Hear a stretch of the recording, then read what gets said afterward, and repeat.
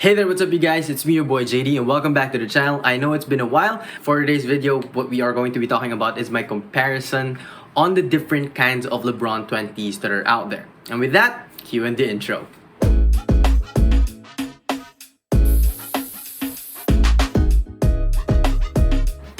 So alright, before we begin, I'd like to invite you guys to please do subscribe to the channel, especially if you guys are interested in these kinds of videos like shoe reviews or, steal deals and everything, pretty much like that. I have a lot of performance reviews that I'm going to be releasing this 2023. I'm very excited because I know that last 2022, wala kaming masyadong upload. And yeah, very exciting time. So please do subscribe to the channel so that you guys can be updated for all of those uploads. So starting off with the traction, the LeBron 20s actually featured two different kinds of rubber outsoles. Number one is the solid rubber outsole, just like the All-Star colorways. As far as I know, the Violet Frost also features that, and the Trinity colorway as well. And then of course you have the translucent, which is featured in different colorways as well, such as the Time Machine, the South Beast, and of course the Debut, and many more colorways that are out there. So what are the key differences? They actually perform great, so there is actually no difference at all with the way they bite, the durability. They're both the same. But the key difference is the translucent rubber tends to slip a little bit more because it picks up a lot more dust. So yun yung pinaka-key difference niya. So if you guys play with the LeBron 20s that have a translucent outsole, you will tend to wipe a bit more kasi nga yung dust ng court talagang makikita mo dun sa outsole na yun. But the performance is very great. On a clean court, both of them bite very well. It just grips very well, like what they said, it's like a Kobe shoe. It is like a Kobe shoe. The traction patterns, this auto-generated traction pattern, which has a little bit of storytelling in there, but it does remind me a lot of the Kyrie 7s because the traction pattern pops out. It's not integrated into the outsole like other sneakers as well. So because of that, the durability is a problem. So do not bring this on the outdoor court. Talagang you're just gonna burn through it and you're probably just gonna waste 10,000 pesos or $200, with that being said. But if you can afford the LeBron 20s, go ahead, use it on the outdoor court because it's such a really good sneaker. Now moving on to the cushioning setup, there is no difference between any of the LeBron 20s because it is the cushioning setup. It's one of the main key features of the sneaker. But surprisingly enough, it is a toned down version of what we are used to seeing from a LeBron sneaker. So starting off with the LeBron 16 to the 17, 18, and 19, you've seen this huge air units, huge zoom units. But for this one, it is toned down a little bit. But all the key techs that Nike has is also put into the sneaker. So on the forefoot, you've got that top-loaded zoom turbo unit, which is what they use on the Kyrie lines. And on the back, you've got that bottom-loaded rectangular zoom unit that covers almost your whole heel area. And then of course, it's encased within a Cushlon carrier. So it's very plush, it's very soft, it's got that responsiveness that you'd want, it's got that shock absorber na gusto nyo. So if you are a guy who tends to jump a lot, if you guys are a grounded player, the sneaker will really support you. So if you're a guard, if you're a big guy, any kind of play style that you have, the shoes cushioning setup is definitely a really nice touch, but surprisingly, it doesn't have a full-length zoom strobel like the KD line has. But again, this shoe was really made for the next generation. They really took into account the way Bronny plays, and I think Bryce plays as well, according to the interviews that they've had with LeBron. So the LeBron 20 is toned down a little bit as well because if you've noticed over the past few years, LeBron tends to wear his other shoes that has a toned down tech because I think since he's already of this certain age, certain tech really does get in the way, especially if it's too bouncy, it's too cushiony. It will have certain effects on your body as well. So alright, now moving on to the uppers, this is another key difference between the different kinds of LeBron 20s that are out there. So Some LeBron 20s have just the regular battle knit and the others have a full leather upper or a suede, depends on the colorway that you have. Like the Liverpool, it has this red suede, and for the South Beast, it has this full-on pink leather right there. And of course, you've got your standard LeBron 20s that just has the battle knit, which actually has 3 layers of threads, so it's really reinforced. So the shoe is light, but at the same time, you won't be bursting out of that sneaker. I mean, if LeBron's not bursting out of that sneaker, I don't know how we regular people are gonna burst out of that sneaker. So what's the key difference between the two? Actually, it has to do a lot more on the molding of the tooling onto your foot. So preferably, I would like to play more on the leather uppers because the leather will conform to your foot better than the battle knit does, because the battle knit will tend to expand rather than conform to your foot. But the key difference is, I think, will be on the weight. That's what happens if you use the leather. This tends to be just a tiny bit heavier, but this one is very, very light.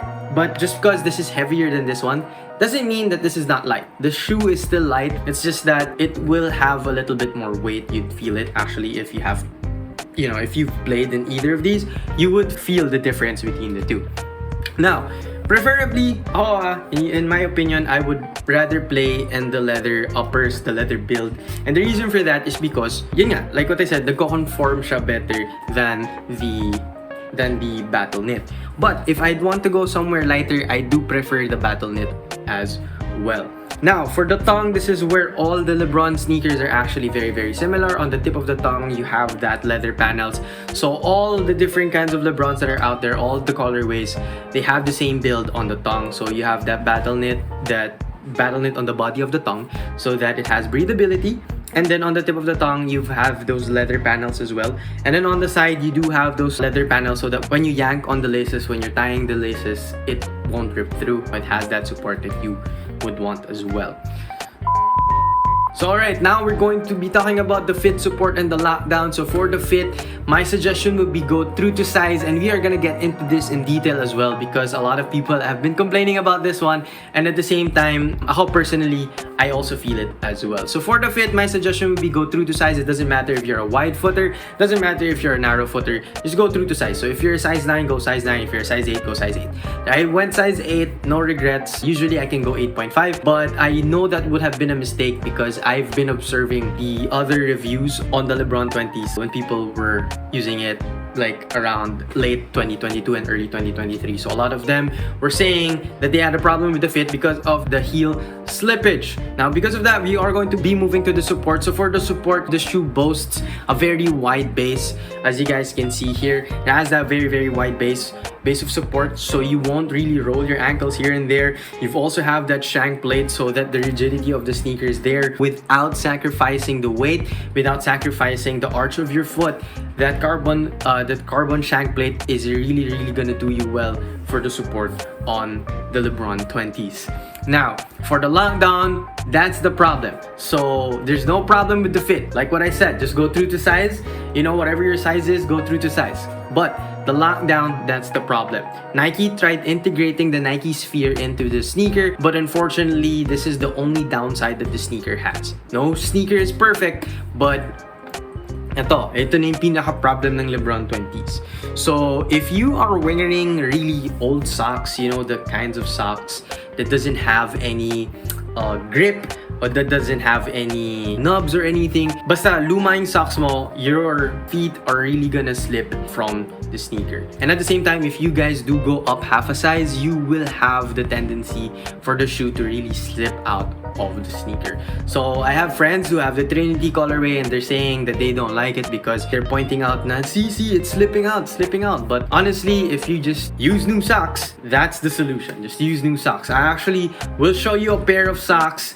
I'll give you a B-roll. As you guys can see on that clip, that's the kind of socks that you guys should be wearing when you're playing in the LeBron 20s. That's the best advice I can give you if you really want to unlock the potential of the sneaker. So with that being said, the fit support and the lockdown, that's the only problem. So if you yank on the laces, you go true to size, you wear the right socks, you're pretty much good to go because the shoe is a really nice sneaker. Now, of course, going to the aesthetics, the LeBron 20 tends to stray away from the usual designs that they had, the futuristic designs that the LeBron 19 introduced, that the LeBron 18, the spaceship looking like sneaker, introduced. So they went away with that and then went with something much more futuristic. Like what I said, the LeBron 20 is made for the next generation of players. That's why I think that they went in with the low-cut feel of the sneakers, because people nowadays would rather play in a low-cut sneaker because number one, it's lighter than a mid-cut, and at the same time, a lot of people don't really need that much tech like what they used to have in the LeBron 19s or any previous model of the LeBron. So now that they introduced a much more toned down LeBron 20s, they just went simple. And that's the reason why a lot of people do like the LeBron 20s. A lot of people really want a pair of the LeBron 20s because it's such a simple looking sneaker. You can use it casually, you can use it on the court, and you would really look really nice. It reminds me of the Kobe 4s. It reminds me a lot of that, and my personal favorite is actually the LeBron 20s All-Star colorway. Other than that, the debut colorways as well, which is this one. These are my two personal favorites among all the LeBron 20s. Actually, the South Beast, I actually like them as well, and that's the reason why I have them. But among the three that I have right now, the All-Star colorway just really pops out, especially the reverse swoosh that they put on there. Really nice, and I'm hoping for more colorways. Actually, I'm eyeing myself on the Fab 5 or actually the Chosen One colorway as well, and I'm very excited for what's to come, especially that there are leaks of the LeBron 21 already, so that's something to look forward to. Anyways, that pretty much takes care of it for the aesthetics. The LeBron 20 is a really nice looking sneaker, so yeah. So overall, for the LeBron 20s, my suggestion would be just go true to size, guys. Just go true to size, wear new socks. That'll be my suggestion. Don't be afraid of using a LeBron 20 that has a translucent outsole, because honestly speaking, guys, it just picks up a lot more dust compared to the solid rubber outsole. So if there's a particular colorway like the Fab 5, a lot of people are saying that they don't like it because of the icy sole, because of the translucent outsole. But honestly speaking, I really don't mind, because if you will wipe the bottom of your sneakers anyway, I mean, you're pretty much good to go. So final thoughts on the LeBron 20s. I really hope that they release a full leather build of the LeBron 20s that actually features a solid rubber outsole, and the reason for that is because I think that it would look so nice, like it's a retro sneaker. Hoping they would also release a Lakers colorway as well, because that's something that a lot of people tend to really wait on. So they did it with the LeBron 17s and they did it with the LeBron 18s. They did it with the LeBron 19s, but as far as I remember, the MPLS colorways. So they did that with that one, and I'm hoping that they will do it as well on the LeBron 20s. Overall, it is a really great performing sneaker. Until now, I still cannot think of a sneaker that can really top this. Probably the next gens, but I haven't tried them out yet. Hopefully, I can find some. So if you guys are interested in trading for my South Beasts, kung size 8 kayo, the next gen, hopefully yung wolf gray na colorway. So if you guys are that, if you guys have that and you're willing to trade with me on this one, I would gladly accept that. Please do message me on Instagram so that we can actually talk about it, or leave a comment down below so that, you know, we can get in touch if you want to trade the LeBron 20s as well. So yeah. Anyways, guys, with that being said, that pretty much takes care of it for this review. Please don't forget to like this video and of course subscribe to the channel, because it will really help us out a lot here on the channel, and we are going to be trying this 2023 to be much more active on our uploads. Hopefully talaga we can get back on track on doing performance reviews. Anyways, guys, this was your boy JD. Thank you so much for staying until the end of the channel. If you guys want to hoop with me, especially if you're from the South area, please do leave a comment down below or message me on Instagram so that we can get in touch and we can actually get some hoop session. Anyways, guys, take care.